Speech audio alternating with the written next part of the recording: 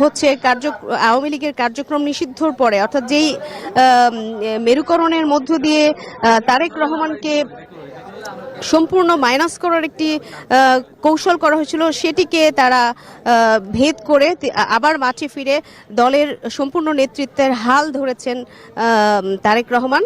এবং তার এই প্রত্যাবর্তন উপলক্ষে আপনি জানেন যে সারা দেশেই ব্যাপক প্রস্তুতি গত কয়েকদিন ধরে চলছিল। তো সেই ধারাবাহিকতায় আজকের প্রস্তুতি যেটি বলা চলে, আজকের আনুষ্ঠানিকতা রাজধানী পূর্বাঞ্চলের ৩০০ ফুট এলাকায় গণসংবর্ধনার আয়োজন করেছে তার দল।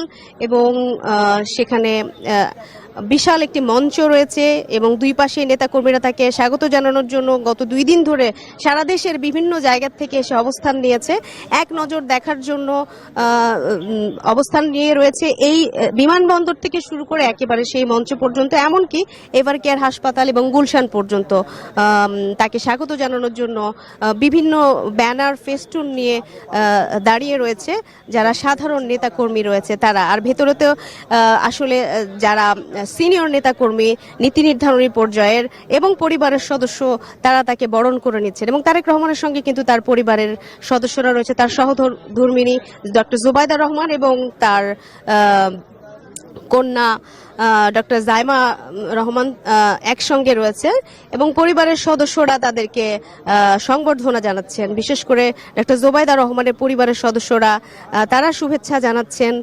ডক্টর জাইমা রহমান, ডক্টর জুবাইদা রহমান এবং তাদের একমাত্র কন্যা জাইমা রহমান, তাদেরকে তারা আলিঙ্গন করছেন, শুভেচ্ছা জানাচ্ছেন এবং সংবর্ধনা জানাচ্ছেন। তো তারেক রহমান ফেরার পর তার যে কর্মসূচি এবং নিরাপত্তা ব্যবস্থাপনা, সেটি নিয়ে কিন্তু দলের দিক থেকে সংবাদ সম্মেলন করে হয়েছে। এবং মোটামুটি এই যে গণসংবর্ধনার পরে মায়ের সঙ্গে সাক্ষাৎ, এটি একটি ঐতিহাসিক আরেকটি মাহেন্দ্রক্ষণ হতে যাচ্ছে।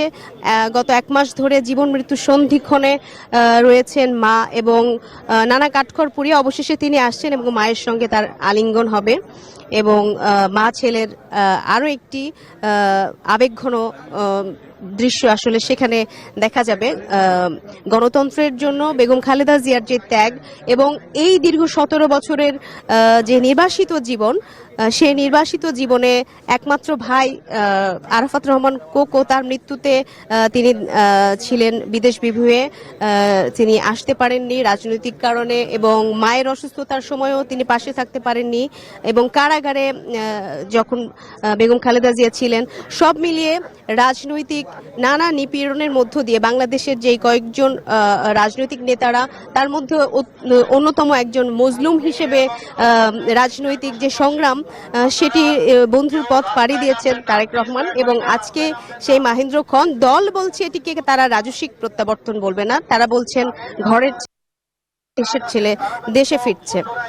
এবং একই সাথে তার আরো যে কর্মসূচিগুলো রয়েছে সেগুলো আমি একটু দর্শককে জানিয়ে রাখতে চাই। 26 ডিসেম্বর বাদ জুমা তিনি তার পিতা শহীদ রাষ্ট্রপতি জিয়াউর রহমানের কবর জিয়ারত করার কথা রয়েছেন এবং ওই দিন তিনি সাভার জাতীয় স্মৃতিসৌধে মুক্তিযুদ্ধের শহীদদের প্রতি শ্রদ্ধা নিবেদন করবেন। এবং 27 ডিসেম্বর তিনি জাতীয় পরিচয়পত্র এবং ভোটার নিবন্ধন সংক্রান্ত আনুষ্ঠানিকতা সম্পন্ন করবেন।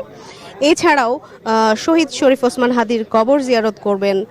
জুলাই অভ্যুত্থানে আহতদের দেখতে পঙ্গু হাসপাতালে যাওয়ার কর্মসূচিও রয়েছেন। তো